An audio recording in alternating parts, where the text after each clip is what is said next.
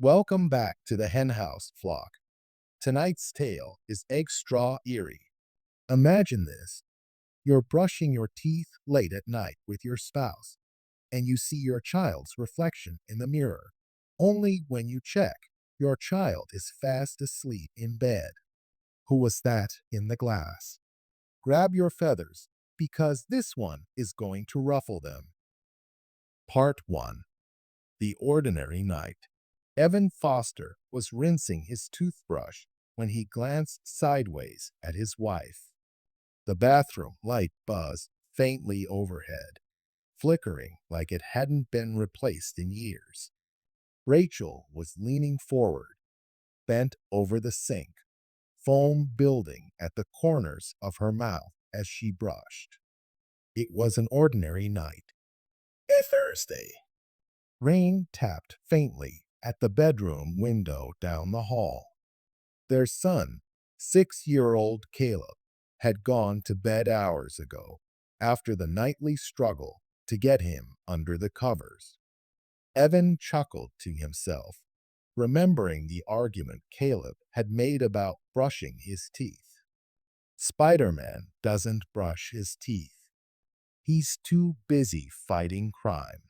It took bribery, a promise of pancakes on Saturday morning, to finally get the boy to relent. Now, with Caleb asleep, the house was still. Too still. Rachel spat into the sink, straightened, and froze. Her eyes flicked up to the mirror, then widened. Evan, she whispered, her voice cracking. He met her gaze in the reflection. What? She raised one trembling hand and pointed. Evan followed her finger to the bathroom doorway. In the mirror's reflection, just at the edge of the hall light, stood a small boy. A boy in Spider-Man pajamas. Part 2. The First Sight. For a split second, Evan thought nothing of it. His first instinct. Caleb must have gotten out of bed. He turned, ready to scold him for sneaking around.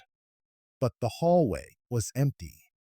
Still, when he turned back toward the mirror, his blood ran cold. The boy was still there, still standing, his pale face blank, eyes wide, lips slightly parted. He didn't move, didn't blink. Rachel clutched Evan's arm. Oh my God. Evan, he's right there. You see him? Evan's pulse thudded in his ears. It's just Caleb, he muttered, though doubt laced his voice. He stepped out into the hall, calling softly, Buddy, you up? The hallway stretched silently in both directions. Not a sound. Rachel gasped. He's still in the mirror.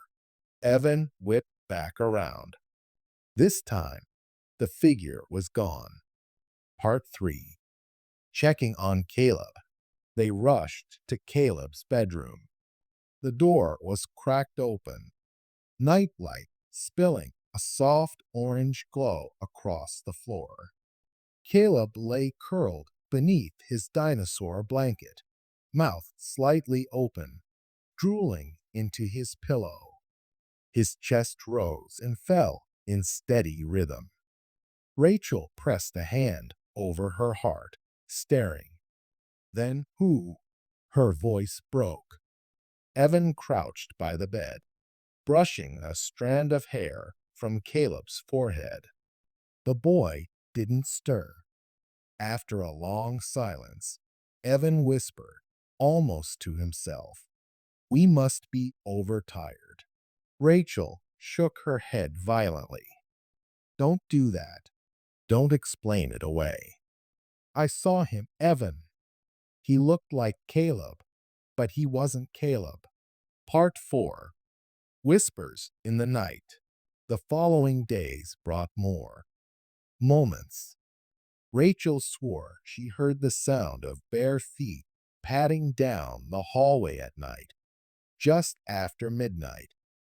She sat up, ears straining, heart pounding in the darkness. The soft, rhythmic sound of steps on hardwood floor. But when she checked, Caleb was fast asleep. Another evening, Evan caught a glimpse of movement in the living room while locking the back door. Something small darted across his peripheral vision, low to the ground, like a child running. He spun around. Nothing. Then came Caleb's comment at breakfast. The boy moved my toys again, he mumbled, stabbing his cereal with his spoon. Rachel's eyes widened. What boy, sweetie? The boy with the dark eyes, Caleb said casually. He comes in my room at night. He likes my Legos. Evan and Rachel exchanged a horrified look. Part 5. The bathroom returns. Rachel was alone in the bathroom one night, washing her face. When she straightened, water dripping down her chin, she froze.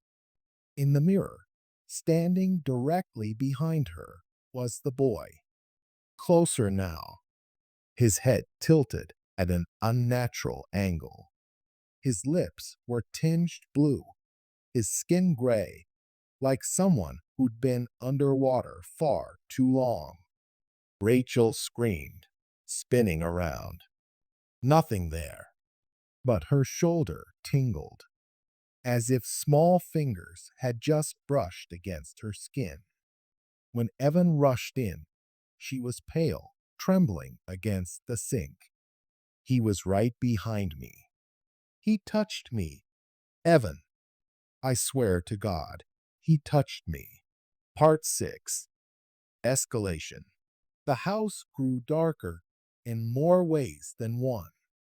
They woke to find small wet footprints in the upstairs hallway leading to the bathroom. Caleb began waking with faint scratches on his arms, too shallow to bleed, but too precise to be accidents. Lights flickered constantly, but only in rooms with mirrors. And then came the night Caleb started sleepwalking. Rachel found him standing in the hallway, eyes glassy, walking slowly toward the bathroom. Caleb, she whispered, grabbing his shoulders. His lips moved. A whisper. He says I have to go with him. Rachel's blood turned to ice. Go where? But Caleb's head lolled, and he collapsed against her, still asleep. Part 7. Digging into the past. Evan became obsessed with finding answers. He spent nights hunched over his laptop, combing through property records, old news articles, anything. Finally, he found it. 30 years ago, a boy, 8 years old, had drowned in the community pool 2 streets over. His name was Daniel Whitaker. Daniel had been at a birthday party. Witnesses said he dove headfirst, struck the bottom, broke his neck, and never surfaced. By the time they pulled him out, his lips were blue, his skin gray. The Whitakers lived in their house at the time. They moved away soon after. Evan's hands shook as he read the article aloud to Rachel.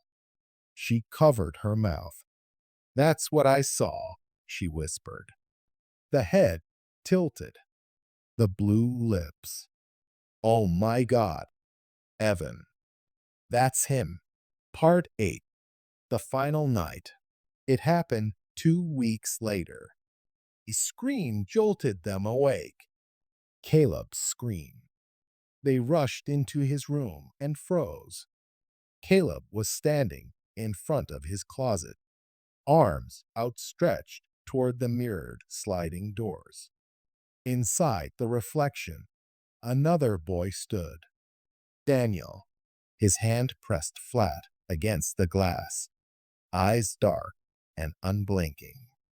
His mouth moved, but no sound came. Caleb sobbed. He says, I have to go with him. Rachel lunged forward, pulling Caleb into her arms.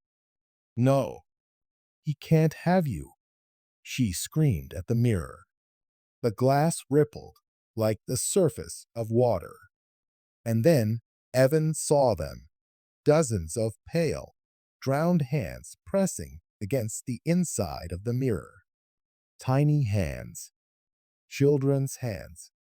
For a moment, the room was filled with whispers. Hundreds of voices, layered together, all calling, all begging. And then silence. The mirror went still.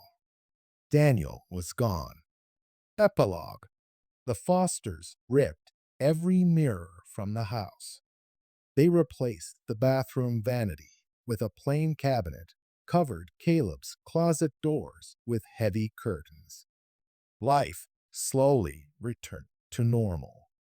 Caleb stopped sleepwalking. The scratches faded. The footsteps ceased. But some nights, when Rachel brushes her teeth, she swears she sees movement in the corner of her eye.